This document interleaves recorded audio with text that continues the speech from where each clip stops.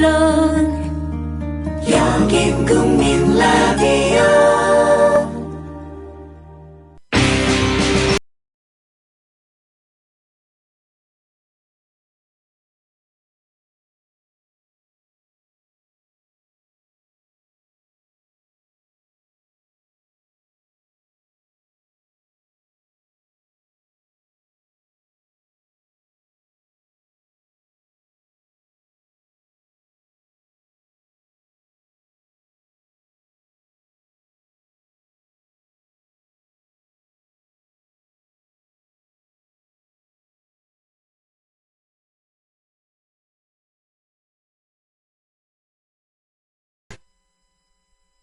안녕하세요. 아나운서 문희정입니다.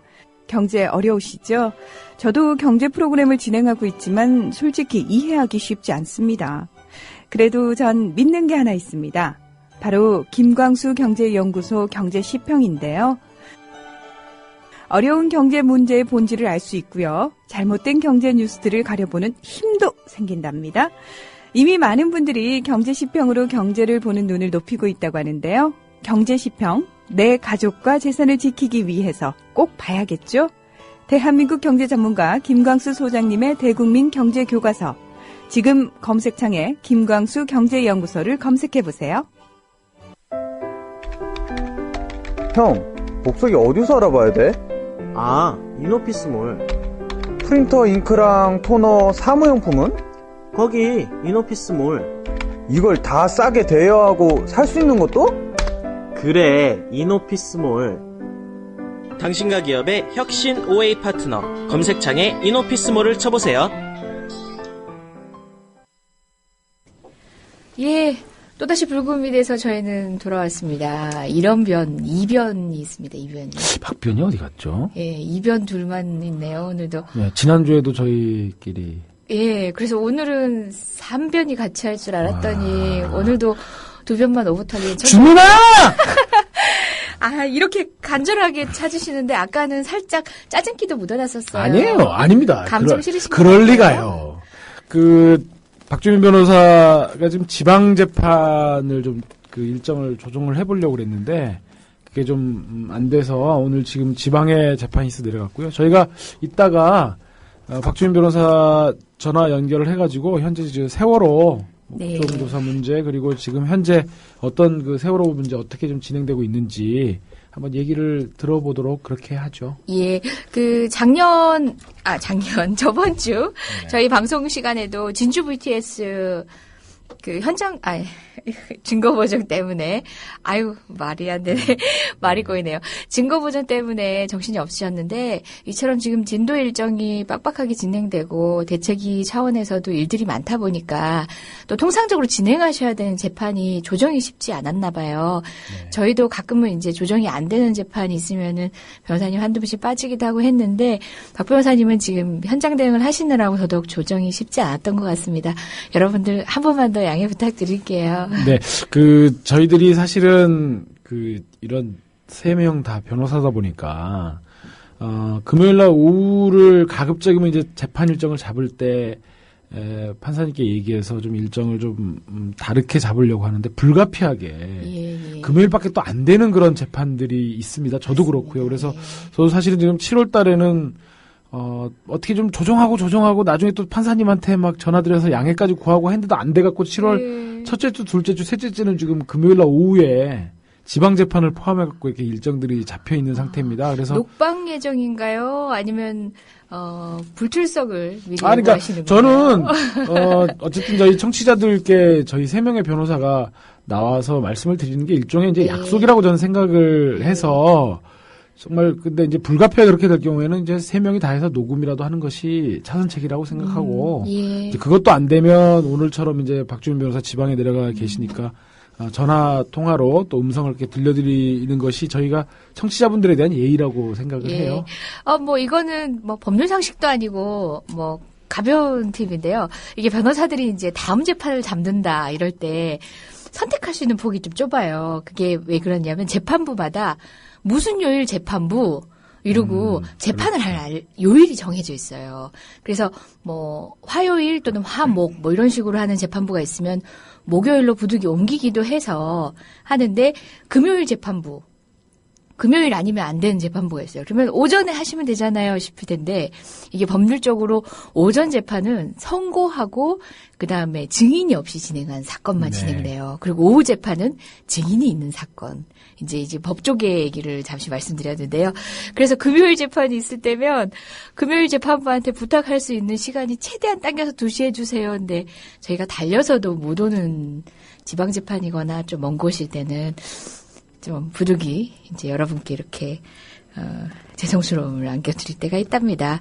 가벼운 법조 팁을 드렸습니다. 우리 박 변호사님은 또 뭐 여러분들 목소리도 듣고 싶으시겠지만요. 또 진주 진행과 관련해서도 많이들 궁금해하실 것 같으니까. 그리고 또 지난주에 그 얘기하셨잖아요, 박 변호사님이. 아직은 정리해서 말씀드릴 수 없는 그냥 뭐 관련된 얘기도 있다고 하는데 꼭 그런 특종은 우리 여기서 이 마이크를 잡고 해주셨으면 좋겠는데 혹시나 오늘 살살 구슬려서 그런 게 뭔지 기뜸이라도 달라고 한 번 더 졸라볼 생각입니다. 네, 이번 주는 또 우리가 법률적으로 훑어봐야 될 거 뭐 있을까요? 어떤 이슈가 우리 입을 통해서? 이제 지난 또 한 주 동안 또 여러 가지 법률적인 이슈가 있었고요. 그래서 일단 정교조 지금 법의 노조 관련 판결이 어제 선고가 되어서 서울행정법원 담당 재판부는 고용노동부였죠, 처분청이. 예. 고용노동부가 한 법의 노조 통보 자체가 적법하다라고 해서 정교조가 제기한 소송 패소 판결을 내렸고요. 우선 그거 하나 좀 짚어봐야 될 것 같고. 예.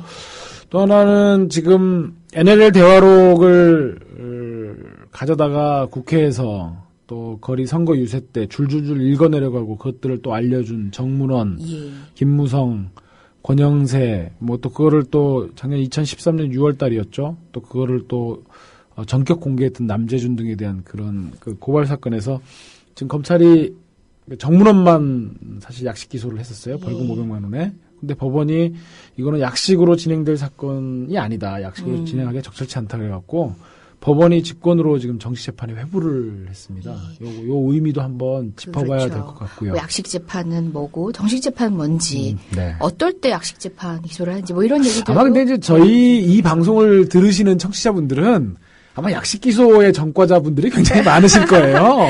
다 경험을 통해서 예, 그래서 그리고 분들이시. 그때 이제 그 약식 재판을 다 정식 재판으로 또 청구해가지고 정식 재판 청구해서 재판 절차도 아마 밟아보신 분들이 상당수 있으실 것이기 때문에 네. 아마 저희들 얘기가 낯설지는 않으실 거다 이런 생각은 좀 듭니다. 씁쓸합니다. 네. 수많은 국민을 전과자로 양산한 이 두 정권 밑에서 온 국민을 법조인화 만들고 있기 때문에 우리 법조인의 밥그릇이 점점 적어지고 있습니다. 그리고 아까 이재용 변호사님 아까 말씀하셨던 예. 그 민보상 아까 말씀이라고 얘기하면 안 돼요. 마이크 안 잡고 한 얘기는 처음 하는 얘기로 하고 그거를 지금까지 제일 많이 깨트리신 분이 이재정 변호사님입니다. 예. 그걸 알고 계십니까? 예. 자. 여러분이 또 저 반갑게 표정을 보셨어야 돼요, 청취자분들이. 반갑게 또 받아들이셔도 좋을 소식이 있는데요. 아니죠. 뭐 마냥 반갑게라고 하긴 뭐한데 민주화 운동 관련자 명예회복 및 보상 등에 관한 법률 줄여서 민보상법 이렇게 얘기하는 게 있는데요. 이 보상해주는 법 뭐 좋을 거다라고 생각하시지만 이 법이 악법처럼 지금 법률이 적용되고 있기도 했었어요. 여러분들 뭐 인혁당이라든지 기타 긴급조치 사건, 재심 사건 들어보셨죠? 이번 방송을 통해서도 여러 번 말씀드렸는데요. 관련해서 이 민보상법에 걸려가지고 보상 청구를 거절당하신 분들이 있습니다. 그 분들과 관련해서 저희 뭐 관련된 변호인단에서 결국은 이 법률 자체 그 규정을 그런 식으로 해석하는 건 위헌이다라고 위헌 제청 신청을 했는데 재판부가 받아줘서 재판부가 네. 위헌 제청을 했습니다. 관련된 소식도 같이 설명을 통해서 여러분 전해 들으시면 될 것 같아요. 네. 예. 우리 박 변호사님, 한번 연결해 한번 볼까요? 해볼까요? 예, 어디가 계시나? 아, 저는 실은 우리의 완성된 방송을 위해서 박 변호사님이 기다리셨으면 좋겠다 싶은 생각이었는데, 박 변호사님이 또 오후 재판 일정이 있으셔가지고요. 네. 연결될 수 있을 때 빨리 연결을 하면 좋겠다 네. 하는데, 때마침 이제 기다리고 계신 것 같아요. 예, 잠시 전하는 말씀 하나 듣고, 박 변호사, 어디 있는지 수소문 해보겠습니다. 주민아!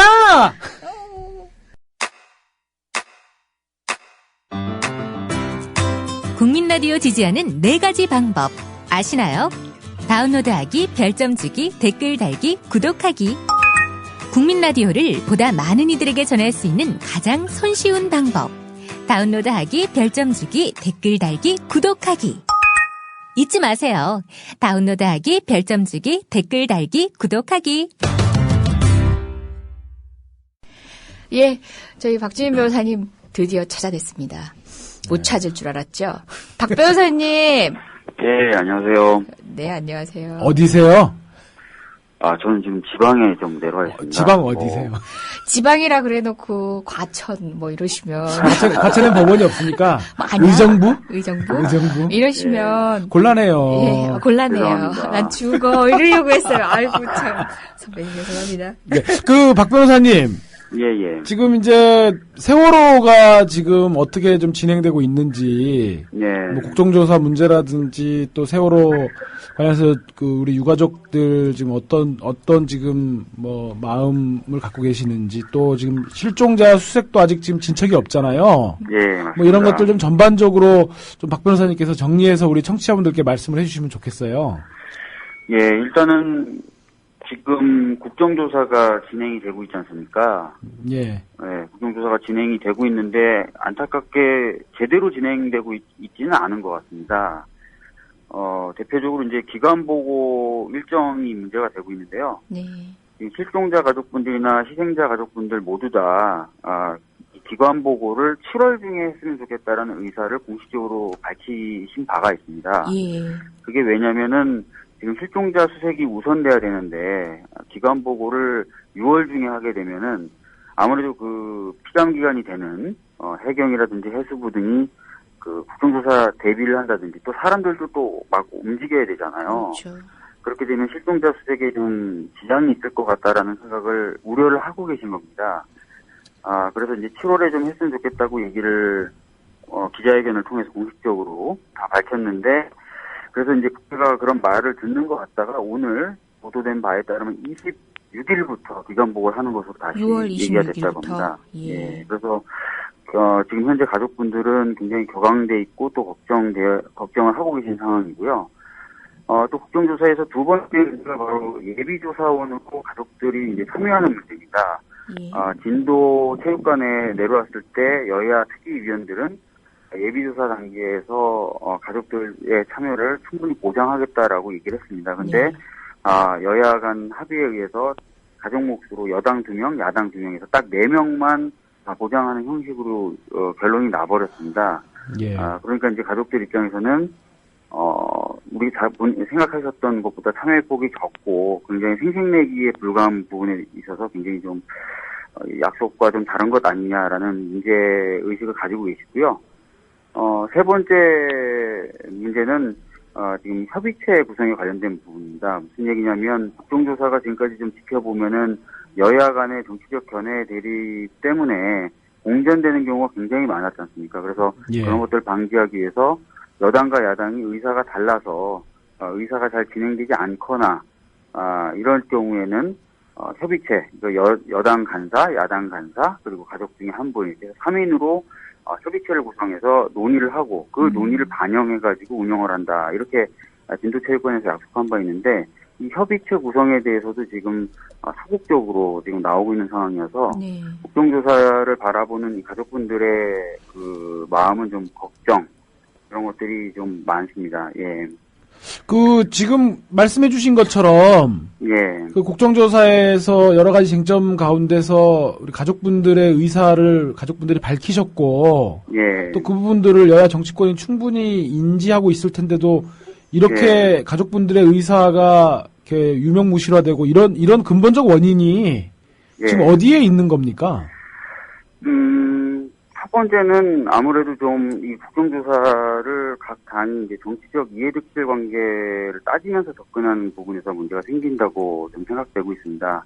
아무래도 뭐 여당은 기간 보고나 이런 것들을 월드컵 일정에 좀 맞춰서 하는 것이 좋겠죠. 국민들이 월드컵에 정신이 팔려 있을 때 기간 보고를 하는 거, 그리고 730 재보궐선거하고는 좀 많이 떨어져 있어서 또 선거에도 유리한 걸 생각을 할 테고요. 반대로 야당은 조금이라도 좀 선거 쪽에 가까우면 좋겠죠. 730 선거에. 네. 그러다 보니까 이제 계속 파행을 거듭하고 있는 건데, 이런 부분에 있어서 가족들은, 그럼 둘이 얘기해서 가운데 정도로 하면 되지 않냐. 뭐 이런 말씀도 좀 하고 계시고요. 그리고 협의체 구성 같은 경우도 그렇죠. 뭐, 가족들의 눈높이에 맞춰서 국정조사를 진행해달라는 의미가 되는 건데, 부담스럽겠죠. 특히 아마 새누리당 쪽에서 많이 부담이 될 겁니다. 그러니까 이제 좀 난항을 겪고 있는 것 같습니다. 예. 박주민 변호사님 지난 방송 때는 진도에 가 계셨고 또 주말은 아마 그 제주도에 예. 계셨던 것 같은데요. 예. 관련된 소식 저희 간략하게나마 언론을 통해서 들었는데요. 그 예. 이후에 뭐 특이하게 진행됐던 상황 중에 저희 청취자 여러분께 말씀드릴 만한 내용이 있으면 예. 한 뭐 말씀 이미 주시죠. 언론 보도 통해서 이제 진도와 제주 VTS에서의 이상한 점들은 충분히 좀 보도가 되었다고 생각합니다. 그래서 많이들 알고 계실 거고요.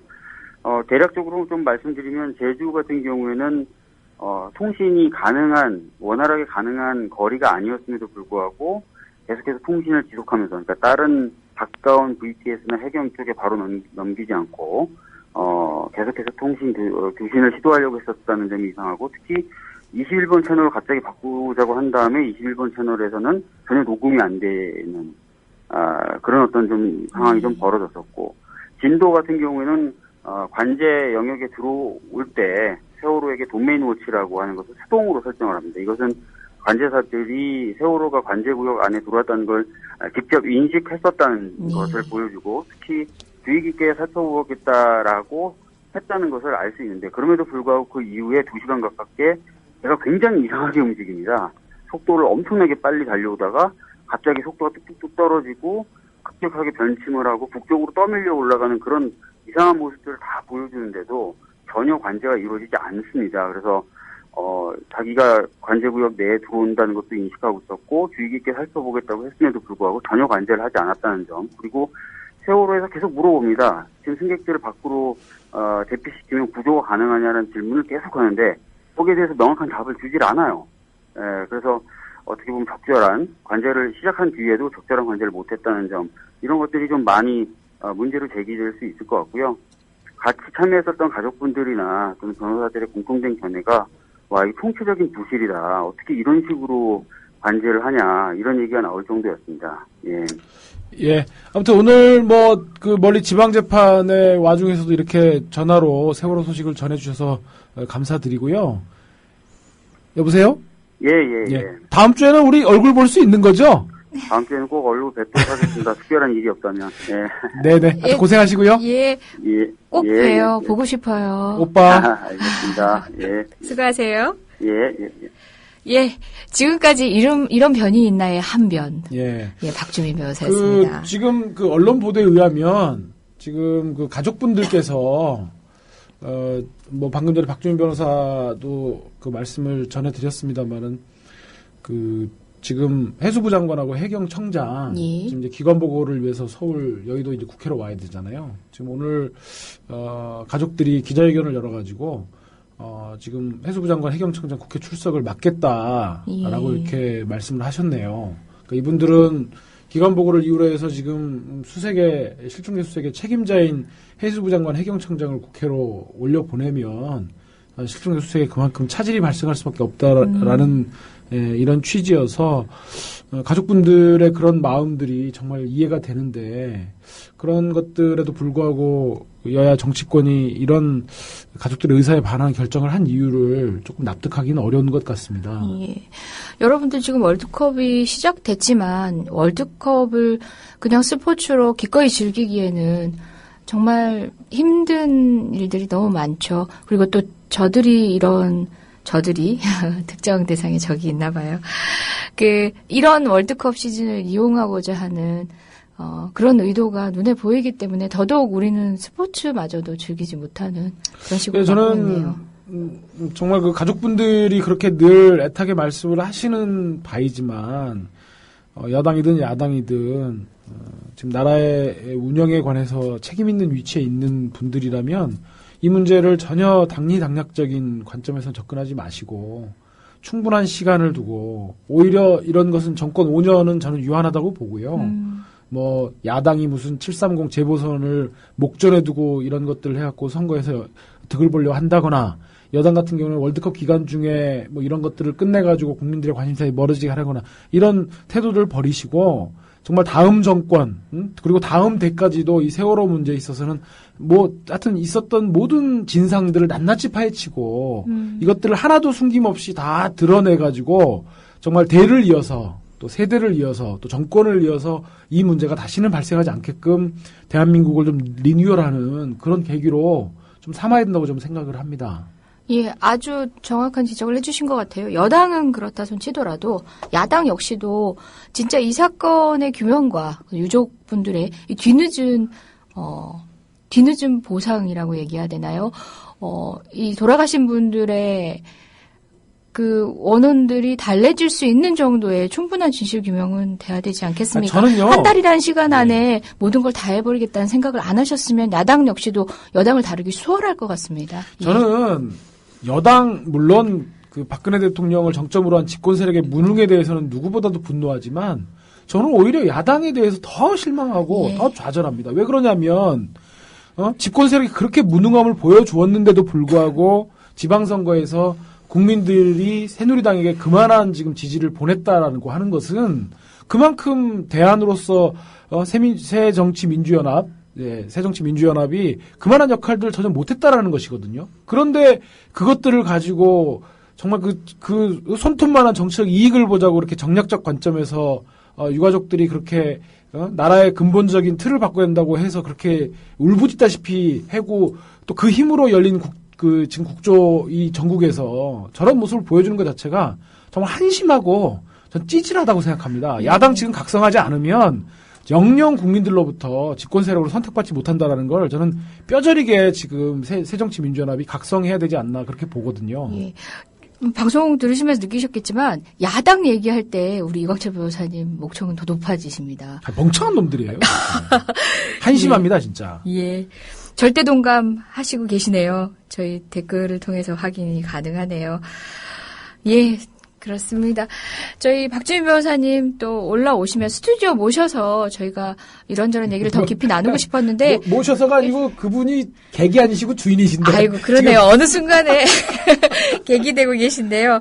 아유 이번 주도 못 뵙고 지나가네요. 다음 주에는 꼭 말씀 들었으면 좋겠네요.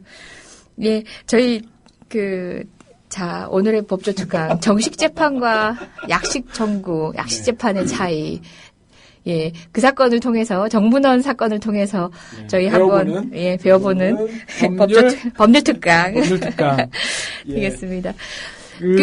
재판부가 정식 재판을 청구한 것과 관련해서 아주 반기는 언론 기사들을 많이 보셨을 거예요.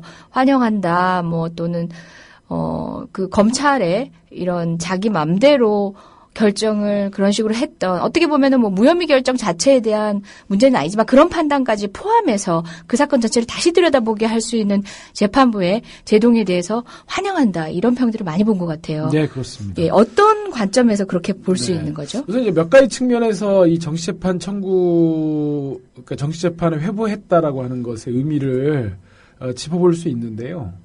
우선 이 문제는 저는 가장 먼저는 정문원이라고 하는 사람의 관점에서 이 문제를 보면 이 정치재판 회부가 정말 얼마나 큰 의미를 갖는지 금방 이렇게 알아차리실 수 있다고 봅니다.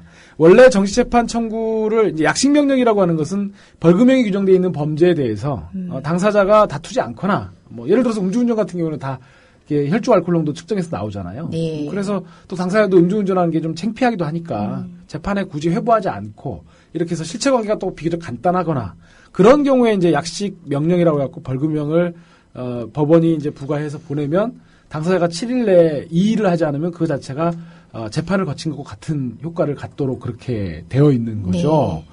근데 이제 거기서 이제 나는 그걸 못하겠다 그렇게 해서 이제 약식명령 받고 정치재판 청구하면 이제 원래 재판 절차대로 진행이 되고 예. 그건 아마 이제 우리 청취자분들도 많이 경험하신 분들이 많으실 걸로 생각이 되는데 이 법원이 직권으로 이렇게 근데 이제 당사자가 이렇게 정치재판 청구를 하면 당사자 입장에서 가장 큰 효과가 뭐냐면 불이익 변경 금지 원칙이라고 하는 조금 어려운 말인데 예를 들어서 내가 벌금 50만 원을 받고 약식명령을 받고 정식 재판에 청구를 하면 정식 재판에 가서 유죄가 인정되더라도 벌금 50만 원을 넘어서는 초과하는 그 불리한 형은 받지 않는 거죠. 예. 예를 들어서 뭐 징역형을 받는다든가 뭐 사형을 받는다든가 이런 일은 없는 거죠. 예.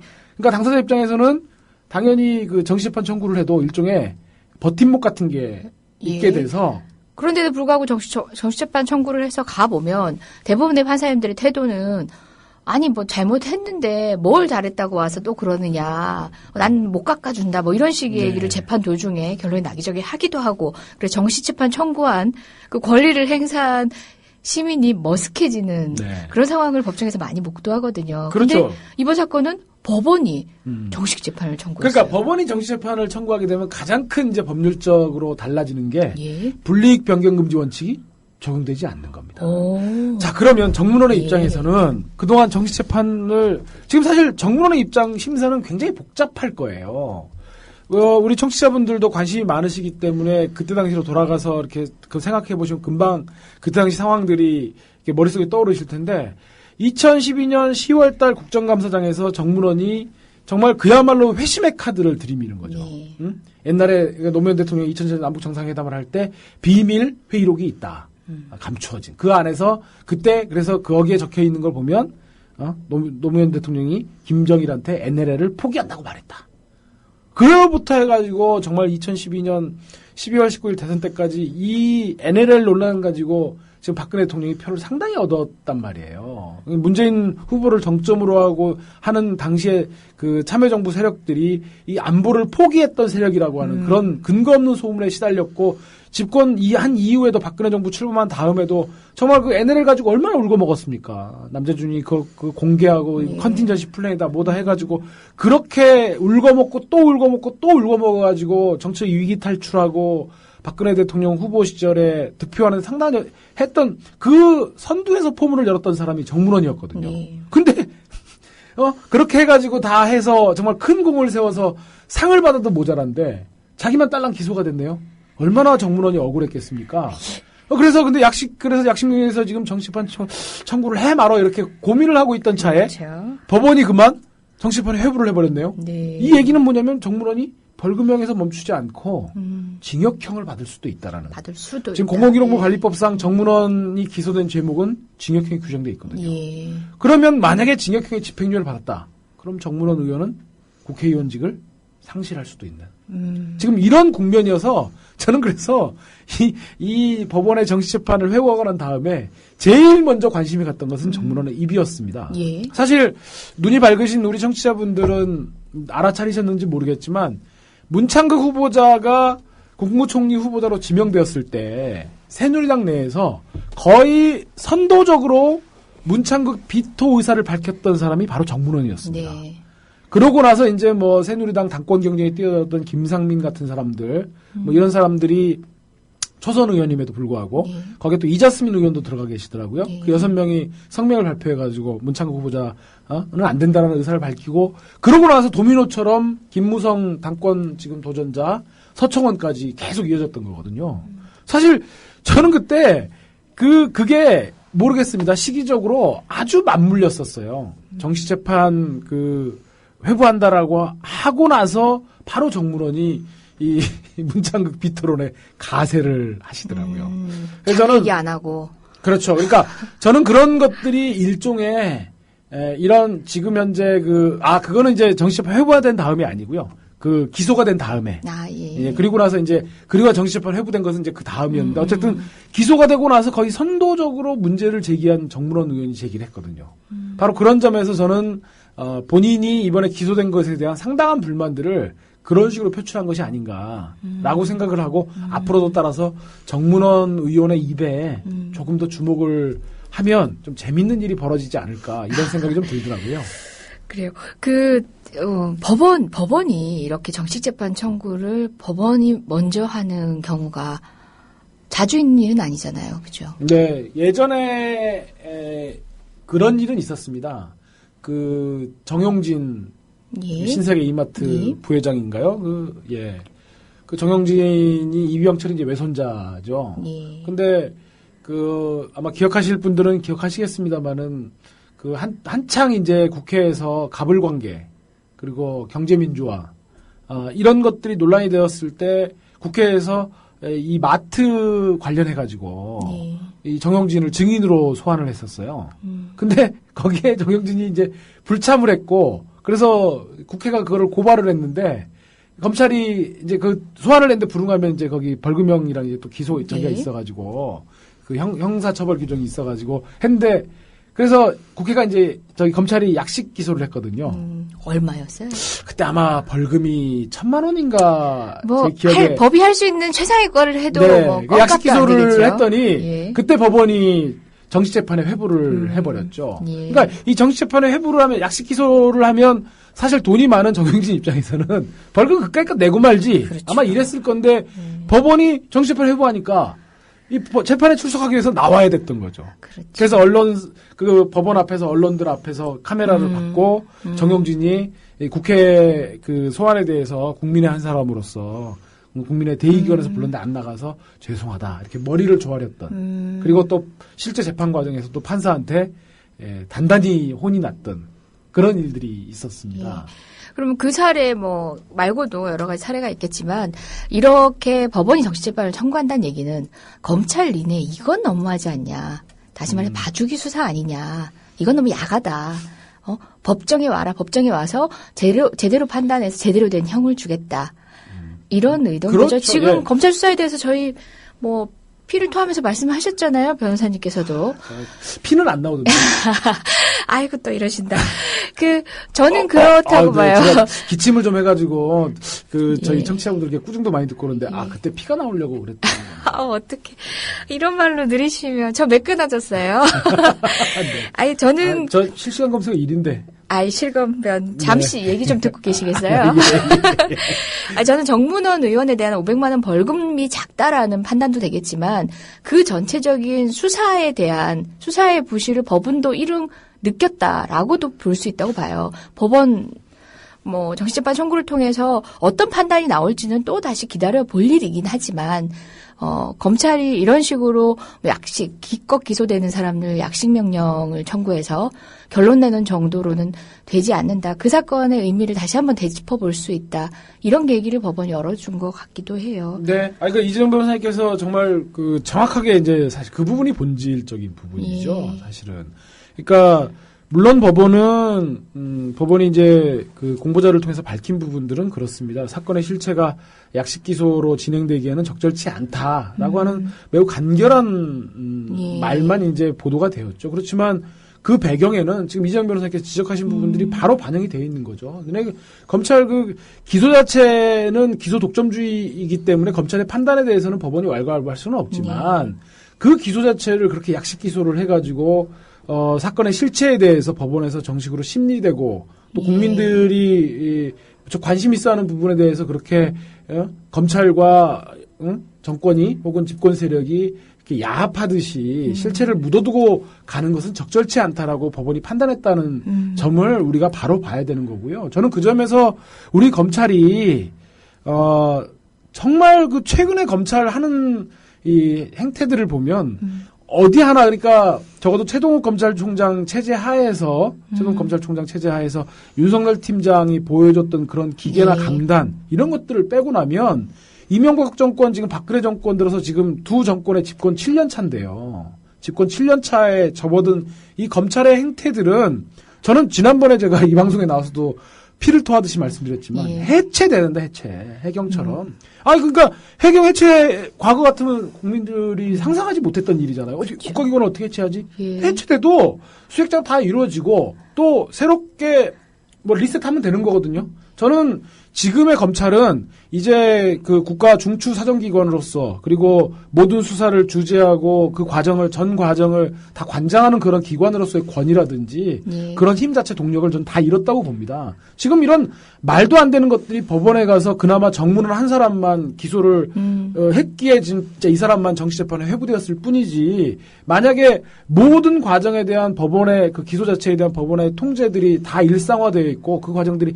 생생하게 살아있어갖고 재정신청이라든지 이런 것들에 의해서 검찰의 기소 자체가 모두 다 통제가 된다면 지금 김무성, 권영세, 남재준 다 기소 대상이에요, 줄줄이. 예. 아니, 적어도 그렇지 않습니까? 아니, 이미 국정원에 완간된 형태의 책자록 보관돼 있고 그 두 정상의 음성까지 녹음돼 있는 그 정상회담 대화록이 폐기가 되었다고 그래서 참여정부 인사 두 사람을 기소했으면 형평성이라는 굳이 어려운 말을 들이밀지 않더라도 그거를 가져다가 선거 때 줄줄이 읽고 국회에서 폭로해가지고 근거 없는 정치 공세를 해가지고 선거에 활용했던 그 세력에 대해서 검찰이 단죄해야 되는 것은 당연한 겁니다. 예. 근데 검찰이 거기다가는 정문을 한 사람만 기소해서 나머지는 다 면죄부를 주고 참여정부 쪽은 다 샅샅이 뒤져가지고 그 두 사람을 지금 기소해서 지금 재판까지 그렇게 진행을 하고 있는 이 검찰의 행태들은 정말 부끄러운 줄 알아야 됩니다. 부끄러운 예. 줄. 다크 신사님 올려주셨는데 이광철 변호사님 점점 과격해지시고 계신다고. 아, 참. 이 검찰이 저를 진짜 이 온순하고. 그렇죠. 젠틀하고. 젠틀까지는 얘기하지 않겠습니다. 예. 뭐 제가 젠틀하다 그러면 바로 이재정 변호사님으로부터. 아니, 축교 세워주셔도 안 받아주시네. 네, 자, 그나마 제가 이재정 변호사님으로부터 실시간 검색을 1위 한 다음부터 좀 사람 대접도 좀 받고 있는 것 같고요. 네, 뭐 그전에는 거의 구박덩어리였습니다. 구박덩어리. 야, 왜 그러세요? 예. 말씀 도중에서 뭐 기소 독점주의 뭐 이런 얘기 하셨는데 실제 검사가 밥상에다가 테이블 위에 올려놓은 재료로만 법원은 판단을 할 수 있는, 요리를 할 수 있는 거잖아요. 그렇다 보니까 봐주기식 수사가 제일 쉬운 게 검찰 단계예요. 봐주기식의 결론이 제일 쉬운 게 검찰 단계인데 이걸 기소하지 않으면 법원은 손도 못 대는 거죠. 그 한 중간쯤 단계가 바로 약식명령 청구죠. 약식명령이라고 해서 이 벌금형을 검찰이 때린다, 우리 이런 표현하잖아요. 검찰이 하는 게 아니에요. 검찰이 약식명령을 구하면 거의 대부분의 사건들은 이제 법원이 도장을 찍어서 최종 확인을 해서 법원의 판결처럼 집행이 되지만 도장만 찍는 거의 형식적인 이제 절차가 남아 있어요. 일흥의 검찰의 판단을 존중하기도 하거든요. 근데 이제 법관이 보더라도 이건 아니다. 이건 왜 이런 식으로 약식명령 사건에 음주운전처럼 이런 사건들 지급하면서 묻어왔지 하면서 사건들을 발견해냅니다. 그래서 이건 제대로 재판받게 해야 된다라고 가끔씩 원래대로 재판하는 게 정식 재판 청구예요. 이거는 재판을 해야지. 이런 식으로 가면 안 되지 하는 건데 이번이 그런 케이스죠. 기소독점주의 얘기했는데 그렇다 보니까 검찰이 만약에 무혐의 이렇게 불기소 처분을 하게 되면은 여기에 대해서 또 제어할 적절한 장치들이 필요하지 않습니까? 그래서 지금 현재 우리가 가지고 있는 제도는 뭐 재정 신청 제도라고 해서 법원이 그런 내용을 다시 한번 들여다보게끔 하는 제도가 있기도 합니다. 당초에는 그런 게 굉장히 범위가 좁았는데 점점 확대해 가면서 재정 신청 제도를 통해서 다시 법원의 재판을 받게 되는 사례가 많아지긴 하는데요. 어때요? 이번 사건 같은 경우는 무혐의 결정에 대해서. 지금 일단 검찰 항고를 준비 중에 있고 지금 고발 사건 같은 경우에는 형법상의 뭐 직권남용이라든지 관련 몇 가지 그리고 공직선거법을 제외하고는 재정 신청 대상이 지금 아닌 문제가 있습니다. 확대를 하고 있지만 그래서 그렇진 않다. 지금 사실은 검찰의 기소독점 권한을 준 것은 그만큼 검찰권에 대한 신뢰를 전제로 하는 것이었거든요. 그렇죠. 사실은 우리 대한민국의 형사 사법 체계가 만들어진 그 시초 연원과도 좀 밀접한 관련이 있었습니다. 어떤 거였냐면 사실 지금 현재 경찰과 검찰의 이 권한을 차등화해서 사실은 뭐 지금 수사권 독립이 일부 이루어진 점은 있지만 어쨌든 지금 경찰의 여러 가지 작용들을 검찰의 통제에 두고 있지 않습니까? 그렇죠. 이제 그런 것은 해방 당시로 돌아갔을 때 경찰에는 친일 일제 고등계 출신의 형사들이 굉장히 많이 있었어요. 특히 친일 적폐에 대한 청산 작업이 제일 안 됐던 분야가 사실은 경찰이라고 해도 과언이 아닌데 그런 점에 비추어 보면 상대적으로 당시 검찰의 수뇌부 쪽에는 일제시대 때 독립지사들을 위해서 변론하고 그랬던 분들이 상대적으로 더 있어서 물론 이제 그 법원에도 이제 가인 김병도 선생을 포함해가지고 예. 그런 분들이 있었지만 어쨌든 그런 점에서도 검찰이 상대적으로 경찰에 비해서는 어떤 그런 정통성의 측면에서는 좀 더 바람직한 부분들이 있었고 또 실제로 검찰에는 뭐 이승만 정권 그리고 박정희 정권 때까지만 해도 기계 있는 검사들이 있었습니다. 네. 그래가지고 과거에 뭐 인혁당 1차 1964년도에 1차 기소 때는 검사들이 그렇죠. 그 기소 자체를 다 거부하고 사표까지 쓸 예, 정도로 기계를 맞습니다. 보였고 이제 그런 측면에서 검찰에 대한 신뢰가 있다면 기소 독점주의를 유지해도 크게 문제는 없는데 과연 지금과 같은 상황에서 검찰의 그 기소권을 둘러싼 그런 전횡과 남용 이런 만행들이 사실 예. 만행이지 않습니까? 과거에 미네르바 같은 경우에 구속하고 기소를 감행하고 또 그런 사람들은 뭐 그때 정병두 검사 같은 사람들 서울중앙지검의 수뇌부였는데 그리고 나중에 또 영전에 가고 뭐 지금 노무현 전 대통령 수사했던 우병우 같은 사람은 검찰에서 옷 벗고 나서 지금 이 정권에 지금 청와대 민정수석실에 또 가 있지 않습니까? 그런 것처럼 정말 누가 봐도 상식이 어긋나는 정책 입장을 떠나서 그 상식이 어긋나는 수사 결과를 내놓은 사람들이 나중에 또 높은 자리 가서 승진하고 또 권력과 명예를 독차지하고 이런 상식에 반하는 일들이 좀 계속 된단 말이에요. 그런 점에서 보면 검찰의 어떤 그 지금 기소독점 권한 조금씩 허물어지고는 있습니다만은 그것들을 잘게 쪼개서 검찰권을 분산시키고 그래서 저희가 뭐 그 고비처라고 그러나요? 뭐 예. 공비처, 그 고위공처, 그 비리수사처 같은 그런 기관들로 나누고 또 그렇게 해서 검찰에 남아있는 권한들도 다 잘게 다 통제, 검찰이라든지 법원이라든지 시민이라든지 정치권, 그러니까 국회 이런 통제들을 계속 가해서 검찰이 부당하게 권한을 남용하지 않게끔 하는 제도의 설계가 무엇보다도 중요하다라는 그런 생각이 좀 듭니다. 그럼 김무성 의원 같은 경우는 지금 현재 재정신청 제도를 이용할 수 있는 범죄 대상이 아니기 아니죠. 때문에 네. 항고라고 얘기하셨는데 이제 검찰이 무혐의 처분 또는 불기소 처분을 했을 때 다툴 수 있는 방법이 법원으로 달려간 재정신청과 검찰 내부의 상급기관으로 달려가는 항고 제도라는 게 있는데 지금은 항고 제도를 할 수밖에 없고 항고를 해두신 상태인가요? 네. 지금 그러면 항고 절차는 밟고 있고요. 예. 항고 이유서를 작성 중에 있는 것으로 알고 있습니다. 아, 그러면 뭐 그물의 그 밥 아니냐. 청취자 여러분도 그렇게 생각하실 것 같아요. 어떻게 보세요? 전망은. 뭐 지금 말씀하신 거에서 한 치도 더 뺄 것도 없고 더 할 것도 없습니다. 그 밥에 그 나물이고요. 어차피 정치적인 적어도 그 국회의원이 관련돼 있는 수사는 사실 검찰 지금 현재 검찰의 어떤 그 조직 체계 내에서는 총장의 사인을 받고 수사 결과를 발표했다고 봐야 될 것 같습니다. 예. 그런 점에서 보면 과연 지금 현재 지방검찰청의 그런 불기소 처분에 대해서 그 서울고등검찰청에 항고를 한다고 해서 과연 그 결론이 바뀔 거라고 기대하기는 좀 어렵지 않을까 그렇게 예. 생각됩니다. 그냥 허접한 얘기인데요. 제가 그물의 그 밥이라 그랬죠.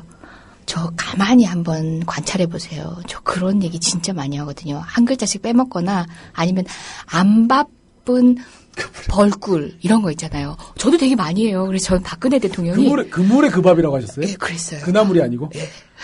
그래서 그 나물에 그 밥 하니까 맞다 저건데 그런 생각을 하고 있었는데 근데 옆에 계신 PD님이 막 깔깔깔깔 웃고 계신 거예요. 그물의 그 밥이라고 한 걸 그 나물의 그 밥이라고 들은 저는 뭡니까? 훌륭하신 거죠. 훌륭하신 건가요? 네. 스마트한 기 진짜. 그래서 저는 박근혜 대통령을 그런 건 이해를 했어요. 나도 그래 안 바쁜 벌꿀 이런 거 나도 자주 하는 실수인데 저런 부분은 웬일이지 내가 박근혜 대통령이 이해되는 구석이겠구나. 가만히 한번 관찰해 보세요. 저 그런 실수 굉장히 많이 합니다. 이건 뭐죠? 셀프 디스인가요? 지적해 주실 것 같아가지고 게시판에 올라오기 전에 제가 먼저 얘기했습니다. 그냥 자백. 자백. 예, 좋습니다. 저희 또 다른 얘기 한번 해볼까요? 민보상법 관련된 얘기. 그 전에 예. 저희 게시판에 올라온 것 중에서 역시. 권은희 과장님 사직서 냈다. 그 소식에 대해서 놓치지 않은 방송인. 예. 저희들이 뭐 게시판에 올라오는 거를 좀 지난번에 저희가 자주 이제 소개해 올리겠다고 말씀을 드려서 사실 많이 올라왔고 깡철 변호사님 오늘 꽝이네요 이런 말씀이 있으셔갖고 상당히 이걸 보는 순간 좀 위축됩니다 제가. 굉장히 의식을 많이 하세요. 의식이 아니고 이제 소통을 하려고 하는 작전 자세. 예. 우리 조상훈 국장님이라고 지금 뭐 뉴스가- 시사방송 진행하시는 분은 댓글은 숫자를 센다. 이렇게 숫자로 본다. 악플이든 뭐 선플이든 숫자로 판단을 하신다는 분도 계신데 네. 이분은 마음이 좀 심약하셔가지고 악플러에는 약하십니다. 보십시오. 청취자분 이거 보십시오. 이게 또 제가 조금만 마음을 놓으면 이렇게 구박이 쉴 새 없이 쏟아지고 있습니다. 그 권은희 과장님 오늘 사표를 제출하셨던데 네네. 아마 권은희 과장님 얘기는 그거였었던 것 같아요. 아직은 사표 수리가 안 된 공직자의 신분이기 때문에 사표 수리가 된 7월달 이후에나 자세하게 말씀을 드리겠다라고 네. 하고 또 일각의 언론 보도를 보면 그 권은희 과장님 직접 멘트인지는 모르겠는데 그 김용판 재판에 후심 증인으로 나갔다가 그때 마음을 굳혔다라고 하는 보도도 지금 나오고 있더라고요. 사실 전에도 한번 말씀을 드렸지만 권은희 수사과장 지금은 이제 관악경찰서 소속의 과장님인데 사실 경찰 안에서는 상당한 엘리트였습니다. 그러니까 강남 그분이 서초서, 송파서, 수서서 이 강남 4서 가운데서 세 군데 수사과장을 지내신 그 엘리트거든요. 그래서 이분이 지금 사실은 그때 당시에 김용판의 그런 그 죄상에 대해서 입만 다물었더라면 앞으로 뭐 지난번 총경 인사 때도 당연히 무난하게 총경으로 진급하셨을 거고 경찰 내에서 또 최초로 아마 사시 출신으로는 뭐 또 사시 출신 분들이 몇 분 더 계셨을 텐데 어쨌든 경무관으로도 또 승진하고 그러셨을 텐데 대선에서 그 김용판의 그런 죄상들을 이렇게 좀 알리고 그러는 것들로 인해서 결국 경찰 조직에서 못 버티고 나오신 것 같아서 참 마음이 아프고 저는 경찰 조직이 조금 더 민주적으로 그 진화해야 된다라고 하는 메시지를 권은희 수사과장님이 던져준 것이 아닌가 그런 생각이 좀 듭니다. 예, 아나키스트님이 글을 올려주셨는데 권은희 과장님도 변호사 등록 어려우시지 않을까요? 하는 염려를 주셨어요. 그러면 동안에서 또 사무장님으로 모셔야 그럼 되나요? 뭐 저희가 여성 사무장으로 영입해가지고. 예. 네. 아니, 몇 번의 사례를 보면서 이제 청취자 여러분들도 걱정이 많으세요. 사실 이렇게 바른 소리 하시고 이렇게 조직에 꼭 필요했던 분들이 나오시면 또 그만큼 다른 역할을 할 수 있는 자리가 마련이 돼야 되는데 그마저도 막는 행태를 지켜보시다 보니까 이런 염려까지 하시네요. 동안이 모실 수 있다는 얘기네요. 그러면. 네, 뭐 우리 권은희 과장님께서 또 저희가 지난번에 저희 삼고초를 저희가 했거든요. 이정열 전 판사님께도. 그래서 변호사 등록을 설마 이번에 변호사 등록을 또 거부할까요? 아유, 예. 무슨 범법자도 아닌데 무슨 그렇죠. 징계를 받은 것도 아니고. 설마인데 워낙 설마했던 일들이 눈앞에서 벌어져서 저희가 지금은 뭐든 확신할 수 없긴 합니다. 그런 염려 하실 만도 하긴 합니다. 예, 하실 만도 하네요. 근데 이렇게 좋은 분들이 그 자리에서 그 역할을 해주셔야 되는데 다 나오고 나면 그야말로 그런 조직들은 이제 해체되는 수순밖에 없는 건가요? 네, 맞습니다. 저도 그런 걱정들이 많이 듭니다.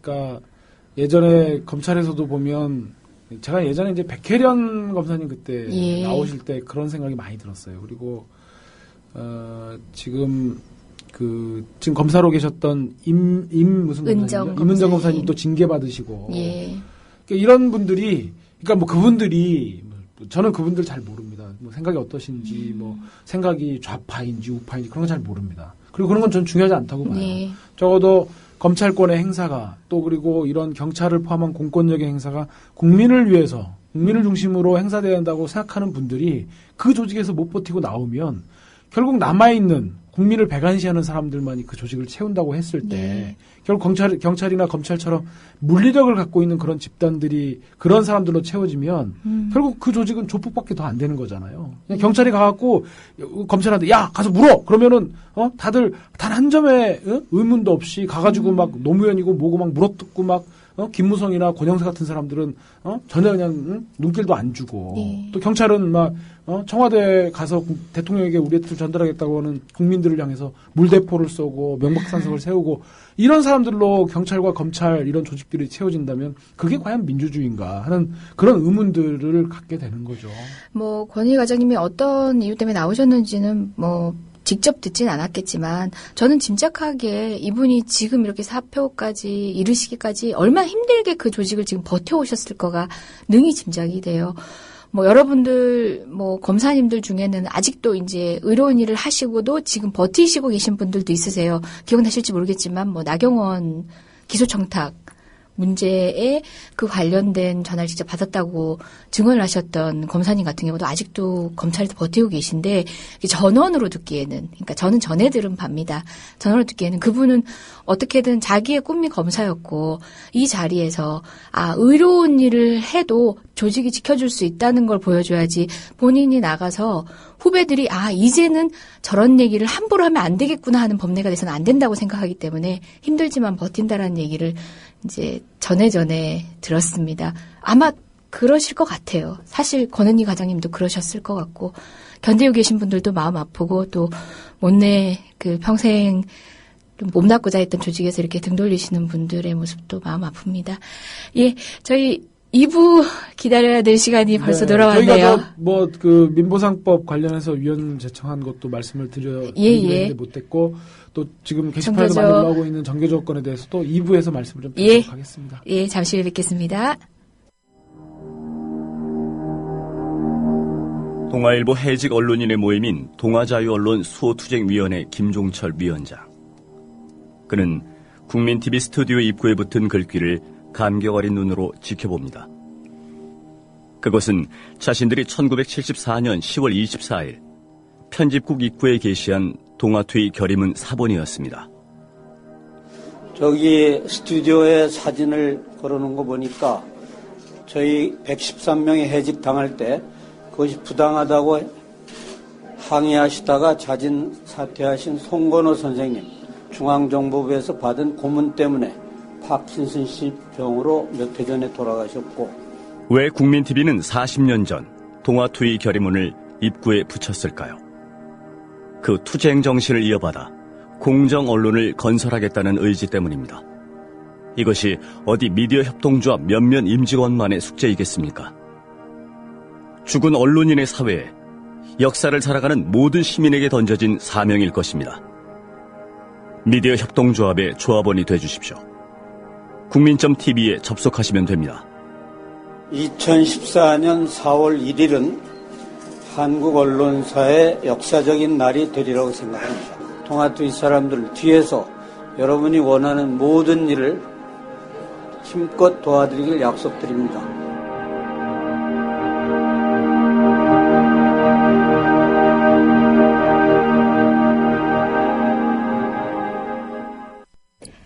예, 여러분은 지금 박변이라는 이빨이 빠진 이런 변이 있나 듣고 계십니다. 예, 2부 시작하겠습니다. 2부 광고 말씀 듣는 동안 저희가 정교조 법외노조 통보 관련된 판결, 그 주심 변호사를 맡으셨던 신인수 변호사님을 전화로 연결했습니다. 관련해서 법률적으로 어떤 쟁점들이 있었는지, 그리고 판결은 어떤 의미가 있고 앞으로의 전망은 어떻게 보시는지 등에서 편하게 말씀 한번 들어보도록 하겠습니다. 신인수 변호사님 나와 계시지요? 예, 안녕하세요. 신인수 변호사입니다. 예, 바쁘실 텐데 이렇게 응해주셔서 너무 감사합니다. 반갑습니다. 예, 저는 이광철 변호사입니다. 반갑습니다. 네, 변호사님 안녕하세요. 예, 반갑습니다. 네, 일단 많은 이제 청취자분들, 전 국민들 다 관심이 있으시고, 저희 방송을 들으시는 분들 더더욱 관심을 많이 갖고 계시는 사안인데, 네네. 어제 판결이 어떤 점에서 좀 문제가 되어서 소송까지 갔고, 네네. 또 그 소송에서 재판부가 왜 전교조를 법외노조라고 판단한 건지 그 개략적인 경위와 이유를 좀 간략하게 설명을 좀 먼저 해주시죠. 네. 저도 어제 판결을 받고 사실 저도 멘붕 상태라서. 예. 네. 그렇긴 한데요. 그냥 간단히 말씀을 드리면은, 네. 교육부에서, 노동부에서 전교조에 대해서 규약 시정명령을 종전에 했었는데요. 해직자를 배제하지 않았기 때문에 법상 노동부합으로 볼 수 없다라고 시정 요구를 했고 그 시정 요구 불이행에 대한 제재 수단으로서 법외노조 통보 처분을 했습니다. 그래서 그 근거 조항은 노조법 시행령 9조 2항에 근거한 것이고요. 네. 사실상 노조법 시행령 9조 2항에 근거해서 설립된 노동조합에 대해서 이렇게 법의 노조를 통보한 사례가 제가 알기로는 한 번도 없었습니다. 이 조항이 만들어진 게 1988년도인데, 네. 그러니까 거의 1988년도 이후에 이제 처음으로 법의 노조 통보 처분이 되었죠. 이제 그래서 이거에 대해서 이제 1심 판결은 고용노동부의 그 법의 노조 통보 처분이 적법하다라고 판시했지만 2심 판결은 존중은 하지만 여러 법리상 문제점이 있고 충분히 법적으로 좀 문제점이 있다고 보기 때문에 월요일날 항소를 제기하면서 다시 집행정지를 할 생각입니다. 저희들이 생각하는 가장 큰 법적 문제점은 예. 국민의 자유와 권리를 제한하려면 반드시 법률의 근거가 있어야 되는데 네. 이미 설립된 노동조합에 대해서 법의 노조를 통보하거나 법적 지위를 박탈하는 것에 대한 근거 조항이 없습니다. 예. 그래서 저희는 이게 위임법의 한계를 일탈했다고 보고 네. 항소심에서도 차분하게 대응해 나갈 생각입니다. 예. 그러니까 시행령에 있다는 얘기는 령이라는 네네. 거는 엄밀한 의미에서 우리가 법률이라고 부르는 것은 네네. 아니잖아요. 법률에 규정이 돼 있어야 네네. 이제 시행령에서도 보다 자세한 내용을 네네.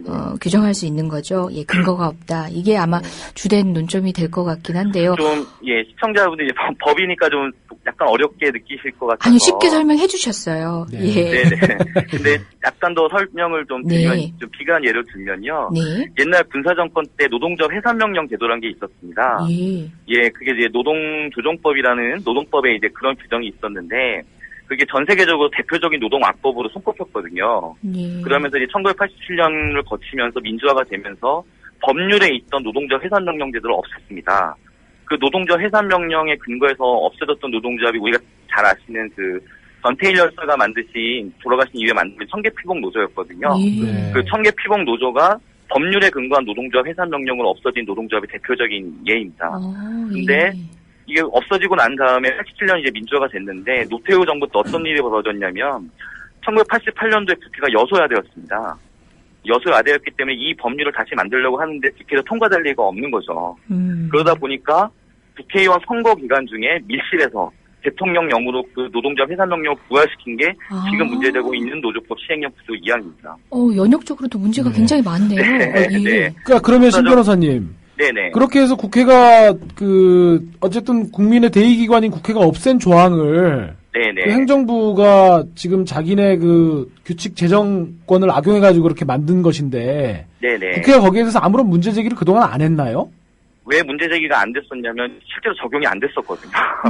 사문화됐다고 본 건가요? 네네. 사실상 사문화됐다고 본 거죠. 그러면 지금 박근혜 정권 들어가지고 전교조에 대해서 법원에도 통보를 했을 때 네네. 그것이 근거 조항이었다라는 것이 국회에서 공론화된 것도 없었나요? 그 문제점이 이렇게 문제가 지적됐기 때문에 이 소관 상임위원회가 국회 환경노동위원회입니다. 예. 예, 국회 환경노동위원회 위원장님이 이제 신계륜 의원님이신데요. 예. 그 신계륜 의원님이 이제 진술서를 법원에 제출해서 우리 국회에서는 이미 설립된 노동조합을 법적 지위를 박탈하는 법률을 제정한 적이 없다. 예. 그리고 현재 시행령은 문제가 있다라고 국회 소관 상임위원장님이 직접 진술서를 제출했습니다. 예. 근데 이제 이번 판결에서 아쉽게도 반영이 되지 못했고요. 1심에서는. 그 부분 판단이 제가 보기에는 네네. 지금 이제 아까 신 변호사님께서 그 위임입법 금지 원칙을 이제 어겼다고 이제 아까 말씀을 해주셨고 해서 네네. 위원회 소지가 좀 있고 네네. 또 국회가 이미 입법으로서 그것들을 폐지했다면 국회 입법권도 침해한 그런 위원 소지가 있을 것 같은데 네네. 담당 재판부는 거기에 대해서 어떻게 판단을 했나요? 이 담당 재판부에서는 1심 재판부에서는 판단하시기는 이거는 그 국민의 자유와 권리와는 좀 상관없는 것 같다. 또는 이미 법률에서 그 규정이 있기 때문에 집행명령이다라고 판시하셨어요. 예, 집행명령이라고 했는데 이제 그 집행명령이라고 본 이유는 뭐냐면 노조법에 보면은 이제 근로자가 아닌 자의 노조 가입을 허용하는 경우에는 노동조합으로 보지 아니한다라는 정의 규정이 있습니다. 네. 제2조에. 근데 이제 딱 그 조항만 있고 그러면은 노동조합으로 보지 아니하려면 누가 언제 어떻게 해야 되는지는 법률에 아무 규정이 없거든요. 그렇죠. 예. 네, 근데 이 1심 재판부에서는 그냥 그 노조법 2조를 정의 규정 그 자체가 하나의 근거가 될 수 있기 때문에 법의 노조 처분에 대한 구체적인 어떤 법률의 수권이 없다고 하더라도 집행명령으로 발할 수 있다라고 판시하신 것 같습니다. 노조법 2조에만 근거를 해서 정의 규정이죠. 네, 정의 규정에 근거를 네네. 해서 이런 네네. 판단을 내렸다. 그리고 지금 조금 전 말씀하시기를 항소하시고 그다음에 집행정지 신청을 다시 받는다고 하셨는데요. 저희가 네, 이미 신청하셨습니다. 예? 네네. 예. 이제 다시 신청할 계획입니다. 예. 그러면 집행정지, 예전에 집행정지 결정이 내려졌던 거는 지금은 유효하지 않기 때문에 다시 신청을 하셔야 되는 건 거죠? 네네. 어차피 해야 되는 게 왜냐면은 저희가 이겼어도 다시 신청을 할 수밖에 없는데요. 예. 근데 종전의 집행정지 결정이 제 1심 판결 선고 시까지만 집행을 정지한 거였거든요. 예. 예, 이제 선고가 됐으니까 2심에서는 새롭게 이제 집행정지를 신청할 계획입니다. 신 변호사님 한 가지 더 궁금한 게 아마 네네. 이제 저희 이 방송 청취하시는 분들 중에는 그런 의문도 있으실 것 같아요. 네네. 그러니까 해고된 그 노동자, 해고된 근로자도 지금 조합원이 될 수 있는 것 아니냐. 네네. 그러면 아무리 그 전교조도 물론 교섭단체이기는 하지만 노동조합인데 네네. 해고된 사람이 전교조에 가입돼 있다고 해서 그것들을 해산하려고 하는 것 자체가 법리적으로는 좀 틀린 거 아니냐 이런 의문을 가지신 분도 있을 것 같거든요. 좀 어떻습니까? 네네. 그럴 것 같습니다. 이제 이걸 좀 약간 철학적으로 들어가면 예. 왜 해고자가 노동조합에 가입하면 안 되냐는 법 규정의 근거가 뭐냐면 노동조합의 자주성을 확보한다는 거거든요. 예. 예, 그래서 예컨대 노동조합은 그 당의 노동조합에 자격이 있는 조합원들이, 노동자들이 주체적으로, 자주적으로 조직해야 되지, 그 노동자가 아닌 사람이 그 노동조합에 가입해서 이제 문제를 일으키면 안 된다. 이런 게 이제 법정신이라는 것 같습니다. 근데 이제 한편 이제 역설적으로 생각을 해보면 전교조 조합원 전체가 한 6만 명쯤 되거든요. 네. 그리고 요번에 문제된 해직자가 9명이세요. 그러면은 6만 분의 9이면 그 비율이 어떻게 되나요? 한 1%가 되나요? 1%는? 저 0.05%나 뭐 이 정도 될 것 같아요. 저희가 숫자에 좀 약해가지고요. 예. 네네. 자, 그럼 6만 명 중에 9명이 있는 건데, 이 판결대로라고 한다면, 그보다 더 큰 10만 명 중에 1명의 해직자만 있어서 다 해산이 돼야 된다는 거예요. 그렇죠, 예. 네. 근데 이게 과연 우리 법 상식과 이념에 맞는가? 더군다나 전교조에서는 6만 명 전 조합원이 투표에 참여해서 해직자 9명도 우리 조합원이다라고 판단을 하셨거든요. 네. 그러면은 6만 명이 스스로 결정한 걸 노동조합의 자주성을 보호해야 된다는 법 취지에 비추어 보면은 조합원들이 정작 조합원들은 해직자랑 같이 가겠다고 하는데 외부에 있는 제3자들이 해직자랑 같이 가면 너희의 자주성이 깨지니까 안 돼라고 판단하는 건 좀 모순 아니냐. 예. 예, 저는 이제 근본적 문제점은 좀 그거에 있는 것 같고요. 예. 전 세계에서 해직 교원의 단결권을 제한하는 나라는 유감스럽게도 우리나라밖에 없습니다. OECD 국가 중에서는. 그래서 뭐 ILO, 세계 교원단체 등 각국의 노동단체 또는 인권단체에서는 이런 그 조치에 대해서 굉장히 경악하고 있고요. 예. 이에 대해서 강력한 지금 항의를 하고 있는 실정입니다. 제가 어제 판결 소식 듣고 네네. 그런 말씀 하시는 걸 이제 주변에서 좀 들었어요. 그러니까 전교조가 1989년도에 출범하면서는 그때는 그 정권으로부터 정말 그 혹독한 탄압을 받았지 않습니까? 네네. 그렇게 해서 많은 선생님들이 다 해직되시고 네네. 그랬었는데 그런 전교조 출범의 역사 자체가 그런 해고된 그 선생님들을 끌어안으면서 네네. 그분들의 희생과 헌신 덕분에 출범한 조직이기 때문에 네네. 비록 숫자는 적지만 전교조가 그렇게 해고된 선생님들을 조합원이 아니라고 해서 내칠 수는 없는 어떤 그런 정체성에 관한 문제가 네, 그 그렇습니다. 사건의 배경에 있는 거 아니냐 이런 말씀도 하시던데 어떤가요? 네, 지금 이 변호사님이 말씀 주신 게 바로 정확히 지적해 주신 거고요. 전교조 역사 자체가 해직의 역사거든요. 네, 이거는 1991년, 1989년, 그때 1,500명가량의 대량 해직 사태가 발생했고, 그때로 다시 돌아가 보면은, 교사는 근로자이긴 하지만 노동조합을 만들 수 없다는 게 우리나라 헌법재판소 판례였고, 정부의 입장이었습니다. 지금 시점으로 정말 말도 안 되는 것인데요. 어쨌든 그렇기 때문에 그 과정에서 1,500명이 해직이 됐고, 그렇지만 계속 문제제기를 하면서 투쟁을 해왔고, 그거의 산물로 얻어진 게 바로 교원노조법이고 전교조의 합법화입니다. 네. 그렇기 때문에 다른 노동조합은 몰라도 전교조에서 해직자를 조합에서 내쫓는다? 이거는 조합원들이 좀 받아들일 수가 없는 거죠. 정서상, 역사상. 그 전교조의 창립 정신에 비추어 봐서도 좀 그런 역사성도 있는 것 같습니다. 저 아까 멘붕이라는 표현도 쓰셨어요. 우리 국민들 역시도 마찬가지긴 했는데요. 주심 변호사님한테 이런 얘기가 적절한지 모르겠지만 어쨌든 1심 판결도 의외 판결이었다고 당황하셨던 것 같지만 앞으로의 전망은 또 어떻게 보세요? 네, 멘붕은 멘붕이었는데 이제 정신은 이제 들었고요. 근데 저는 1심 판결에 대해서 존중합니다. 저는 그 1심 재판부가 그래도 한 1년여에 걸쳐서 6개월, 10개월에 걸쳐서 치밀하게 조사하셨고 판단해 주신 거라서 1심 판결 존중합니다. 하지만 저희가 보기에는 이번 판결에 대해서는 우리나라 행정권의 발동은 법률에 근거해 있는 법치주의의 어떤 리트머스 시험지라고 생각을 하기 때문에 네. 법률에 근거 없이 노동조합을 강제로 해산한다는 요번 판결이 유지되는 건 있을 수 없다라는 게 저희 변호인단의 공동된 입장입니다. 예. 앞으로 전망을 말씀을 여쭤봐 주셨는데요. 이 말로 그냥 대체할까 싶은데 제가 이제 대학교 9일학번이거든요. 예. 고3 때 저희 국사 선생님이 전교조 가입으로 해직되셨어요. 네, 맞습니다. 네. 전교조 세대셨군요. 네네. 그래서 저는 이제 국사를 세계사 선생님한테 배웠습니다. 그래서. 네, 근데 이제 그때로부터 제가 20년이 지나서 그때 그 제자가 이제 전교조를 대변하는 변호사가 됐습니다. 네, 20년 전에는 국사 선생님 못 지켜드렸지만 20년이 지나서 저도 큰 제자가 됐기 때문에요. 제가 알고 있는 지식이나 상식 그리고 양심에 비춰봤을 때는 전교조의 법외노조와는 맞지 않는 것 같습니다. 그래서 20년 전에 못 지켜드린 선생님을 이번에는 꼭 지켜줄 수 있도록 저를 포함한 변론인단 모두가 최선을 다할 생각이고 저희는 법과 상식이 있다고 한다면 좋은 결과가 있을 거라고 기대합니다. 갑자기 신 찡해지네요. 변호사님, 저 눈물 글썽이고 있어요, 지금. 너무 감동적인 말씀이셨어요. 저희 PD님도 네. 제가 이 얘기는 안 읽어드릴까 하다가 읽어드리는데요. 신 네. 변호사님, 정말 현란하고 멋진 언변에 법조계의 리오넬 메시. 리오넬 메시가 아니고 제가 보기에는 크리스티아노 호날두 같습니다. 네. 무슨 말씀이세요? 예, 그렇게 저희가 긴급하게 메시지를 전하는 메모장이 있는데 거기다 써주셨어요. 사실 신 변호사님 이번 전교조 법외노조 건뿐만 아니라 예. 지금 올해 연초를 좀 뜨겁게 달궜던 또 철도노조 또 진입의 문제라든지 이런 그동안의 노동 현안에 대해서는 거의 그 변호인단에 다 빠짐없이 다 들어가서 활동하고 계시는 것 같더라고요. 네, 그런 좋은 기회가 주어졌습니다.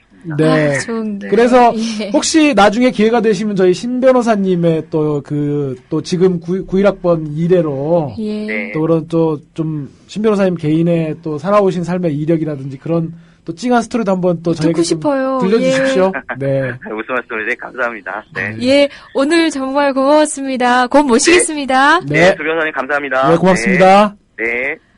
예, 지금까지 법조계의 리오넬 메시. 아니라니까요. 호날두라니까요. 예, 법조계 호날두.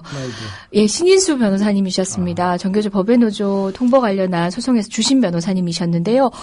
말씀도 정말 수려하실 뿐만 아니라 신금을 울려주시는 마지막 멘트까지. 말은 정말 예. 저도 눈물이 갑자기 핑 도네요. 예. 사실 신 변호사님이 판사 출신이세요. 예. 저희가 이제 법조계 정관예우도 말씀드리고 또 지난번에 이정열 저희 법무부인 동안의 사무장님 얘기도 말씀드리면서 했지만 물론 그런 전관예우를 누리는 사람들이 나쁜 것이지 그런 전관예우를 포기한 것은 상식에 부합한 결정이고 그것이 칭찬받을 행위라고 보기는 좀 어려운 측면이 있죠. 그렇지만 그럼에도 그렇게 법원에서 판사로 재직하신 경력들을 어떤 개인의 사사로운 이익을 위해서 이용하지 않고 그것들을 공익적인 관점에서 국민과 시민들에게 어떻게든 돌려줘야겠다고 고민하시는 그런 이정열 전 판사님이라든지 이런 신인수 변호사님의 그런 활동들을 보면 같은 법조에서 밥을 벌어먹고 사는 사람으로서 정말 찡한 감동을 느끼거든요. 예. 오늘 말씀 듣고 보니까 정말 좀 가슴이 찡하고 그랬습니다. 저는 신인수 변호사님 개인적인 얘기긴 하지만 말씀하신 대로 이제 법원에 계시다가 나오셨어요. 나오셔서 얼마 되지 않았을 때, 정말 며칠 되지 않았을 때, 그러니까 직전의 모습은 판사님의 모습으로 제가 재판장에서 뵌 적이 있어요. 근데 그 직후에 이제 법복을 벗고 나오셨을 때 어디서 뵀냐면요. 여러분 기억나실지 모르겠지만 유쿠아 아울렛을 비롯해서 이랜드 노동투쟁이 한창이었던 시절이 있죠. 비정규직법 관련해서. 그때 당시에 경찰이 침탈을 하고 또 농성하고 있는 노조원들이 잡혀가고 이런 일이 있었는데 그 현장에 인권 지킴이 역할을 하러 현장을 갔었는데 그때 신 변호사님을 전 처음 봤습니다. 며칠 전에 이제 법복을 벗고 나오신 분이 현장에 계셨어요. 한편으로는 저분이 계속 판사님으로 계셨어도 참 좋았겠다 싶으면서 저희는 또 든든한 응원군이 생겨서 얼마나 든든했는지 모르겠는데요. 예, 역시나 정말 멋진 분으로 우리 곁에 계속 계셔주시는 것 같네요. 꼭 한번 모셔서 그런 개인적인 이야기도 한번 들어보고 싶은 충동을 오늘 또 느꼈어요. 감동적인 마지막 말씀에 많은 분들이 또 댓글도 올려주셨어요. 따뜻한 따뜻함을 느끼게 해주고 우리 사회에서 저런 분들이 빛과 소금의 역할을 해주고 계셔서 저로서도 참 되게 감사하고 고맙네요. 예. 예, 계속 큰 역할 부탁드려야겠어요. 수고해 주셔야겠습니다. 많은 분들이 이심은 이길 거라고 또 그런 글도 올려주셨습니다. 예, 시간이 얼마 남지 않았는데요. 아까 말씀드렸던 민보상법, 위헌제청과 관련된 소식, 여러분들 아마 이거는 소식으로도 잘 못 들으셨을 거예요. 왜냐면 크게 다뤄지거나 하진 않았거든요. 근데 이렇게 위헌제청이 이르게 된 거는, 그러니까 이거 위헌인지 아닌지 판단받아야 된다는 것을 법원이 헌법재판소에 제청하게 됐다는 건 굉장히 반가운 일이지만, 이렇게까지 올 정도로 말도 안 되는 법률 적용이 있었다는 사실에 대해서조차도 이제 여러분들한테는 아마 회자되지 않았을 거예요. 그 얘기를 먼저 말씀드리면, 박정희 정권 시대죠. 긴급조치 사건으로 지금 현재 많은 재판정에서 이제 재심으로 무죄 판결을 받으시고요. 또 그에 대한 피해 보상으로는 턱없는 금액이지만 정말 인생을 송두리째 빼앗긴 분, 가족을 빼앗긴 분들에게는 말도 안 되는 금액이지만 국가가 배상을 해주고 있습니다. 근데 그 와중에 참 기발한 논리가 튀어나옵니다. 민보상법이라고 풀네임이 아까 제가 민주와 저도 법조인들도 이거 풀네임을 잘 못 외워요. 늘 줄여서 하다 보니까 민주화 운동 관련자 명예회복 및 보상 등에 관한 법률이라고 있는데요. 그게 이제 재심 사건이 있기 전에 법원에 의해서 이렇게 재심을 통해서 구제할 수 있다라는 걸 알기 전에 법률이 만들어졌는데 그 법률에 의해서는 어느 정도 돈을 줬냐면요. 500만 원. 이런 식으로 이제 위로금 비슷하게 이렇게 주어졌던 법률이 있어요. 근데 그 법률에 이것 외에는 다른 보상을 받지 못한다라는 취지의 내용이 있긴 해요. 하지만 그 법률은 여러분들도 생각할 때 그렇죠. 그분들의 평생을 그리고 또 2년, 3년 그 긴 옥고 동안 공문도 받으셨던 분의 피해를 배상하기에는 턱없이 부족한 금액이니까 지금 법리가 이제 선도적으로 어쨌든 판결을 통해서 그분을 무죄로 할 수 있는 법리가 마련이 됐고 그런 법리를 통해서 법원에 구제받고 있는데 그 500만 원 받으셨고 300만 원 받으셨고 이런 분들한테 당신은 청구할 수 없다라고 얘기하는 법원 판단이 최근에 계속 있어 왔습니다. 대법원 판결까지요. 그래서 그런 분들이 재심으로 무죄는 됐는데 배상의 길이 막혀버린 거죠. 막혀버리는 바람에 이건 너무 부당하다고 얘기하는데 판사들은 받아주지 않았던 거죠. 그래서 그렇다면은 그 관련 법률에 다른 배상을 받을 수 없다라고 하는 규정은 헌법에 위반된다. 겨우 그 정도 돈을 정말 시혜를 베풀듯이 지어놓고 다른 피해 구제를 받지 못하게 하는 거는 상식에 어긋난다라고 해서 결국은 위헌제청 신청을 했는데 받아들여 주셨습니다. 예, 받아주셨습니다. 네. 예, 법원이 위헌제청을 했고요. 향후 제가 시간이 얼마 안 남아서 이광철 변호사님의 마이크를 꺼가면서까지 저 혼자 드리고 있는데요.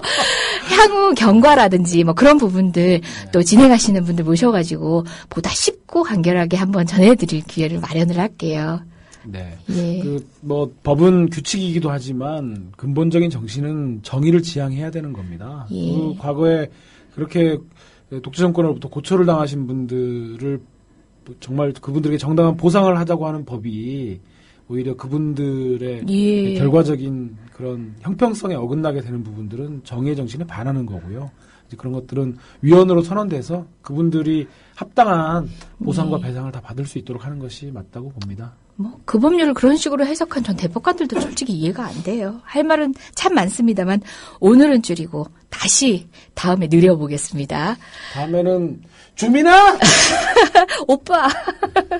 모시고 함께 말씀 나누겠습니다. 네. 예, 오늘도 이광철 변호사님 수고 많으셨고요. 네, 이재용 변호사님 수고 많으셨고요. 예, 네. 여러분 오늘도 고맙습니다. 국민 라디오 지지하는 4가지 방법 아시나요?